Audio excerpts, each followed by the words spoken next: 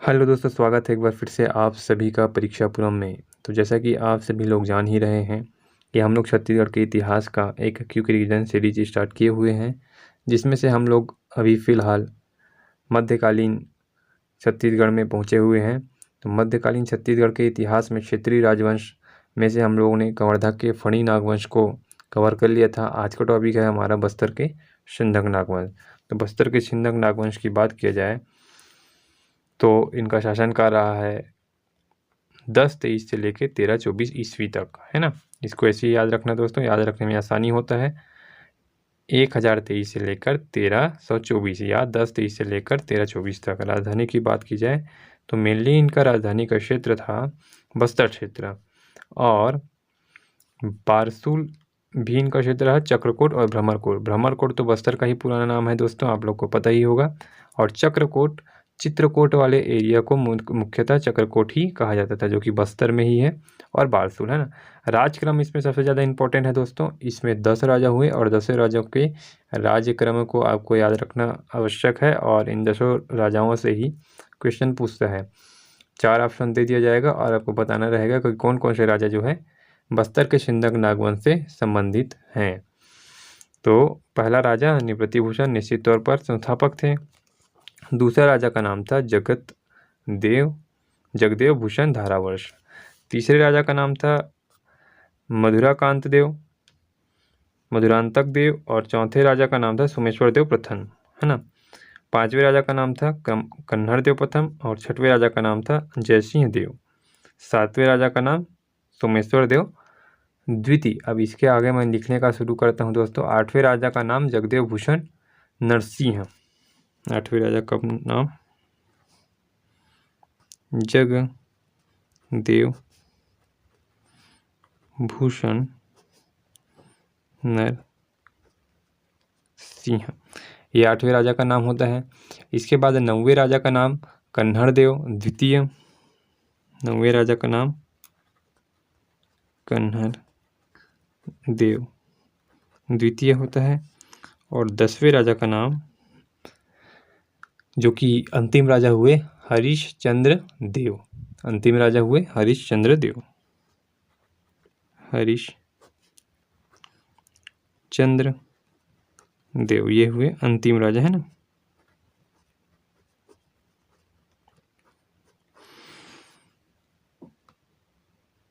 अब इसको याद करने के लिए कई लोग ट्रिक बताते हैं दोस्तों कि भाषण देना है तो इस प्रकार से धारा प्रवाह भाषण देना है। धारा प्रवाह भाषण दोगे तो लोगों को क्या लगेगा, आपका वाणी मधुर लगेगा तो ऐसा लगेगा कि जैसे सोमरस का पान किया हुआ है।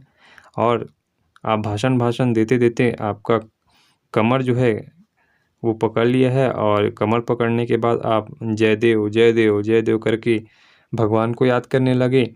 और उसके बाद फिर से आप क्या किए, सोमेश्वर सोम रस पिलाने के तहत फिर से आप द्वितीय बार भाषण देने को मैदान में उतरे, है ना। द्वितीय बार भाषण देने के लिए मैदान में उतरे। फिर द्वितीय बार भी आपका क्या हुआ, कन्हड़ पकड़ लिया और कमर पकड़ लिया। और लास्ट में क्या हुआ कि हरिश्चंद्र टाइप के आप सत्यवादी बन गए और कभी फिर से भाषण नहीं दिए। इस टाइप का याद करने का कोशिश करोगे तो याद हो जाएगा दोस्तों। और वैसे भी आप ऐसे ही याद रखना चाहते हो तो ऐसे भी याद रखा जा सकता है, क्योंकि प्रथम राजा है नृपतिभूषण, संस्थापक याद ही रहेगा। अंतिम राजा हरिश्चंद्र देव, ये भी याद रहेगा। उसके बाद धारावर्ष मधुरांतक देव, सोमेश्वर देव प्रथम, कन्हड़ देव प्रथम, जयसिंह देव, सोमेश्वर देव द्वितीय, जगदेव भूषण नरसिंह और कन्हड़ देव। ऐसे ही याद करके आप रख सकते हो, नहीं तो ट्रिक भी बना सकते हो। ट्रिक भी काफ़ी ज़्यादा कारगर रहता है एग्ज़ाम के समय में, जब आपको जल्दी जल्दी ऑप्शन देखना होता है।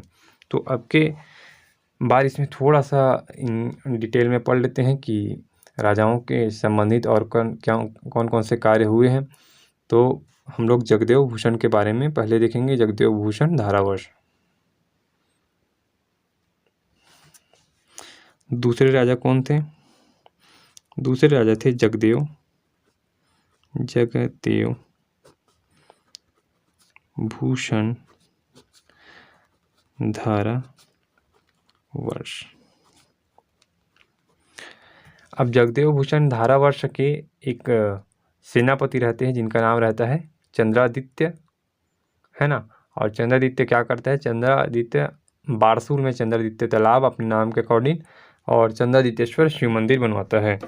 तो इसका सेनापति क्या नाम रहता है? चंद्रादित्य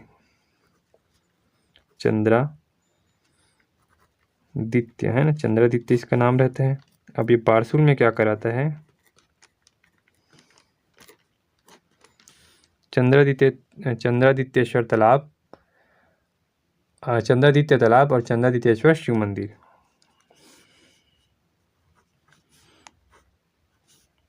सेनापति है ना।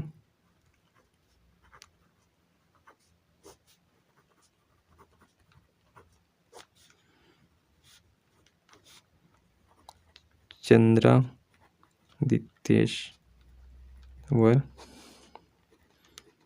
शिव मंदिर। ठीक है, जगदेव भूषण के बारे में आपको इतना ही याद रखना है। उसके बाद मधुरांतक देव के बारे में बात कर लेते हैं।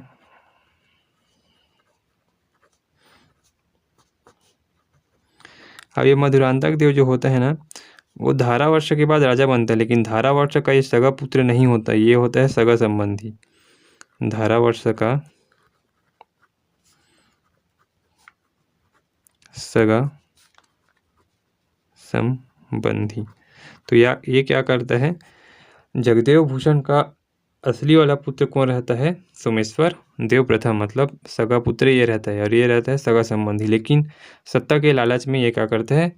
सोमेश्वर देव से युद्ध करता है। तो किसके किसके बीच युद्ध होता है? सोमेश्वर देव प्रथम और मधुरांतक देव, है ना। ये क्या किया? सोमेश्वर देव प्रथम, जो कि धारावर्ष का पुत्र रहता है, को युद्ध में पराजित करता है। और युद्ध में पराजित करने के साथ साथ कुछ समय के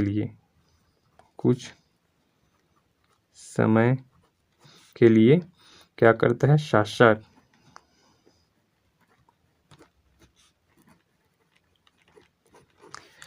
है ना, कुछ समय के लिए शासन करता है। और फिर से क्या होता है? सोमेश्वर देव प्रथम अपना बदला लेने के लिए आता है और मधुरांतक देव को हराकर उसकी हत्या मतलब कर देता है। अब चौथा राजा आपको याद करना है, सोमेश्वर देव प्रथम।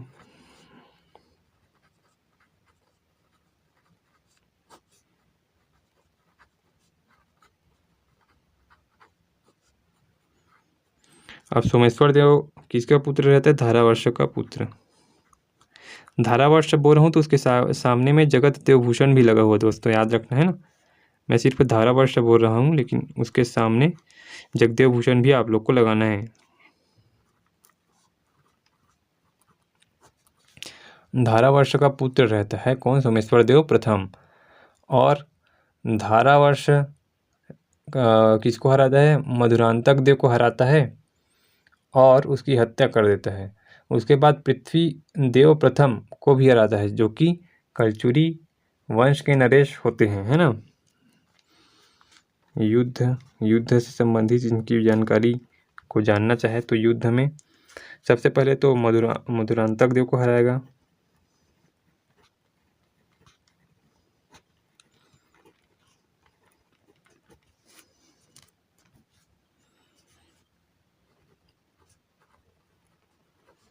पराजित कर मृत्यु, है ना, मधुरांतक देव की मृत्यु।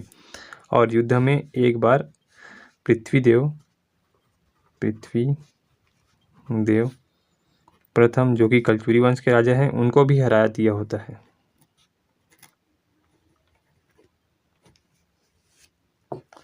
यहाँ तक उम्मीद है दोस्तों चीज़ें क्लियर अच्छी सी हो गई होंगी।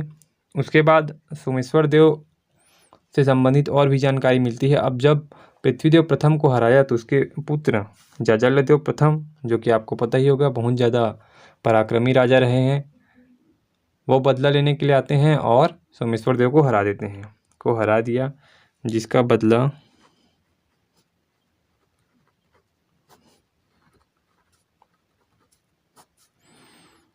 पुत्र, किसके पुत्र? पृथ्वीदेव वाला चल ही रहा है ना, पृथ्वीदेव प्रथम के पुत्र जाजल्य देव प्रथम ने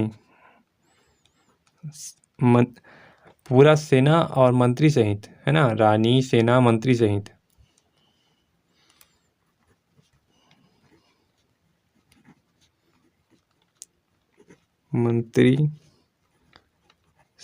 क्या करता है? बंदी बना लेता है। याद रखना, इनकी माता सोमेश्वर देव प्रथम की माता सोमेश्वर देव प्रथम की माता का नाम क्या रहता है? गुंड महादेवी, है ना। क्या रहता है? गुंडम महादेवी, है ना। महादेवी के अनुरोध पर छोड़ता है। कौन छोड़ता है? जो बंदी बनाएगा वही छोड़ेगा। बंदी किसने बनाया था? जाजल्य देव प्रथम ने बनाया था। किसको बंदी बनाया था? सोमेश्वर देव प्रथम को बंदी बनाया था। और इसके अलावा आप लोग को याद रखना है दोस्तों कि कुशपाल अभिलेख जो है सोमेश्वर देव प्रथम से संबंधित है ना। बहुत ज़्यादा पूछे जाने वाला क्वेश्चन है। कुशपाल अभिलेख किससे संबंधित है? कुशपाल अभिलेख सोमेश्वर देव प्रथम से। अब इतना सारी जानकारी इससे बताने से आप समझ ही गए होंगे दोस्तों कि ये राजा जो है बस्तर के छिंदक नागवंशी राजाओं में से परम प्रतापी राजा रहा ही होगा। तो सोमेश्वर देव से ही ज़्यादातर क्वेश्चन बनता है, तो इनको आपको अच्छे से जानकारी में रखना है। इसके बाद आते हैं इसके बाद आप लोग इनके जो मंदिर है, मंदिर निर्माण कार्य को भी देख लेना एक बार, है ना। तो नारायण पाल विष्णु मंदिर, है ना। नारायण पाल विष्णु मंदिर का नाम है ना, जगह का नाम नहीं है। नारायण पाल विष्णु मंदिर, नारायण पाल विष्णु मंदिर। नारायण पाल विष्णु मंदिर कहाँ बनवाया? लोहांडीगुड़ा, बस्तर। लोहांडीगुड़ा बस्तर, है ना। इसके अलावा एक बत्तीसा मंदिर बहुत फेमस मंदिर है, ये भी स्टार करके रख लो। बत्तीसा मंदिर का भी निर्माण बारसूल में करवाया, है ना। कहाँ करवाया? बारसूल में। क्योंकि इनकी राजधानी बारसूल भी रही है बहुत समय तक, तो बारसूल में इन लोग बत्तीसा मंदिर का निर्माण सोमेश्वर देव प्रथम ने कराया। अब देख लेते हैं दोस्तों कन्हड़ देव प्रथम, जो कि 5वां राजा थे, और थोड़ा सा हरिश्चंद्र देव के बारे में। तो कन्हड़ देव प्रथम पृथ्वीदेव द्वितीय के सामंत जगपाल देव का आक्रमण कन्हड़ देव पराजित हो जाते हैं ना। तो 5वां राजा कौन है? कन्हड़ देव। अब कन्हड़ देव प्रथम के समय ना आक्रमण होता है किसका? कलचुरी वंश के राजा पृथ्वीदेव द्वितीय का। पृथ्वीदेव द्वितीय के सामंत रहता है ना, सामंत, मंत्री, सेनापति, ऐसा उन लोग के समय में रहा करते थे दोस्तों। तो इसका नाम था जगपाल देव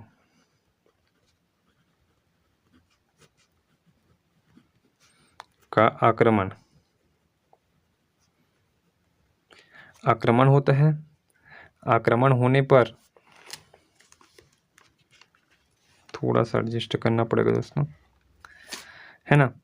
किसका आक्रमण हुआ? जगपाल देव का आक्रमण हुआ, जो कि कौन थे? पृथ्वीदेव द्वितीय के सामंत थे। अब इन्होंने क्या करा? कन्हड़ देव को हरा दिया। कन्हड़ देव प्रथम की हार, ठीक है। उसके बाद फिर से इन्होंने अपना शासन जो है जारी रखा, फिर से जीते होंगे इन लोग ने। फिर हम लोग 10वें राजा की बात करते हैं। आक्रमण के बारे में बस इसके बारे में जानकारी बात मिलती है, फिर अपन को याद रखना है 10वें राजा के बारे में। तो 10वां राजा कौन थे? हरिश्चंद्र देव। हरीशदेव चंद्र या हरिश्चंद्र देव? हरिश्चंद्र देव ज़्यादा कहना सही रहेगा। हरिश्चंद्र देव। हरिश्चंद्र देव क्या थे? अंतिम राजा थे। और हरिश्चंद्र देव के बारे में आप लोग को केवल इतना जानकारी याद रखना है कि 1324 में काकतीय राजा अन्नम देव का आक्रमण होता है और हरिश्चंद्र देव हार जाता है और छिंदक नागवंश की समाप्ति हो जाती है। 1324 ईस्वी में किसका आक्रमण होगा? काकतीय राजा अन्नम देव, जो कि काकतीय वंश के संस्थापक भी थे। छत्तीसगढ़ में काकतीय राजा अन्नम देव का आक्रमण है ना, अन्नम देव का आक्रमण होता है और हरिश्चंद्र पराजित, हरिश्चंद्र जो है पराजित और समाप्ति, इनके राजवंश का समाप्ति, छत्तीसगढ़ से समाप्ति, है ना दोस्तों। यहाँ तक उम्मीद है आप लोग को थोड़ा सा जगह का एडजस्टमेंट मुझे करना पड़ा ताकि एक पेज में आ जाए। एक पेज में आने से थोड़ा सा समझाने में आसानी हो जाता है, लेकिन आपको यकीन दिलाता हूँ दोस्तों, इससे ज़्यादा आपको इस बस्तर के छिंदक नागवंश से ज़्यादा पढ़ने की ज़रूरत नहीं है। जो चीज़ें एग्ज़ाम में पूछी जाती है, एग्ज़ाम के पॉइंट ऑफ व्यू से इम्पोर्टेंट है, वो चीज़ें मैंने आपको अच्छे से क्लियर कर दिया है। एक बार रिवाइज़ करेंगे। बस्तर के छिंदक नागवंश, बस्तर के छिंदक नागवंश की बात की जाए तो इसका शासनकाल था 1023 से लेकर 1324, है ना, या 1023 से लेकर 1324 ईस्वी तक। राजधानी की बात की जाए तो बारसूर, चक्रकोट और भ्रमरकोट राजधानी थे। पूरा बस्तर क्षेत्र से संबंधित है। चक्रकोट जो है चित्रकोट वाले एरिया को कहा जाता है, भ्रमरकोट तो बस्तर का ही पूरा नाम है, और बारसूर, है ना। राजक्रम की बात की जाए तो पहले राजा नृपतिभूषण हुए, जो कि बाय डिफ़ॉल्ट संस्थापक भी रहेंगे, है ना। उसके बाद जगदेव भूषण धारावर्ष भूषण भाषण देने गए, और भाषण धारा प्रवाह देना है तो जगदेव भूषण। अब भाषण धारा प्रवाह रहेगा तभी तो लोगों को मधुर लगेगा, तो मधुरांतक देव, जो कि धारावर्ष का सगा संबंधी रहता है, ओरिजिनल पुत्र नहीं रहता। उसके बाद सोमेश्वर देव प्रथम, सोमेश्वर देव प्रथम के बाद कन्हड़ देव प्रथम, जयसिंह देव, सोमेश्वर देव द्वितीय, जगत देव भूषण नरसिंह, कन्हड़ देव द्वितीय, और हरिश्चंद्र देव, जो कि अंतिम राजा रहते हैं। अब इन राजाओं के बारे में थोड़ा थोड़ा जानकारी आपको मैंने बताया है, उसके हिसाब से आप लोग को देखना है। जगदेव भूषण धारावर्ष सेनापति रहता है चंद्रादित्य। बारसूर में चंद्रादित्येश्वर तालाब का निर्माण और चंद्रादित्येश्वर मंदिर, शिव मंदिर का निर्माण, है ना। मधुरांतक देव धारावर्ष का सगा संबंधी रहता है, सगा पुत्र नहीं रहता। सोमेश्वर देव प्रथम को हराता है, युद्ध में पराजित करता है, कुछ समय के लिए शासन करता है। सोमेश्वर देव प्रथम धारावर्ष का सगा पुत्र रहता है, युद्ध करता है, मधुरांतक देव को पराजित करके उसको मृत्यु की सजा देता है, और पृथ्वीदेव को भी हरा दिया था, जिसका बदला उसका पुत्र जाजल्य देव, जो कि कलचुरी नरेश थे, ने सेना, रानी, मंत्री सहित बंदी बनाकर सोमेश्वर देव को बंदी बना लिया। तक उनकी माता गुंड महादेवी के अनुरोध पर उसे छोड़ता है। कुशपाल अभिलेख जो है सोमेश्वर देव प्रथम से संबंधित है। नारायण पाल में विष्णु मंदिर लोहांडीगुड़ा में बनाया है। नारायण पाल विष्णु मंदिर लोहांडीगुड़ा बस्तर में बनाया। बत्तीसा मंदिर भी बारसूर में बनवाया। कन्हड़ देव प्रथम के बारे में बात की जाए तो कन्हड़ देव प्रथम के पृथ्वीदेव द्वितीय के सामंत जगपाल देव का आक्रमण इनके शासनकाल में हुआ और कन्हड़ देव प्रथम हार जाते हैं। अंतिम राजा हरिश्चंद्र देव 1324 ईस्वी में काकतीय राजा अन्नम देव के आक्रमण के कारण हरिश्चंद्र देव का पराजय होता है और इनके राजवंश की समाप्ति हो जाती है। आज के इस वीडियो में इतना ही दोस्तों, मिलते हैं अगले वीडियो में, तब तक के लिए गुड बाय।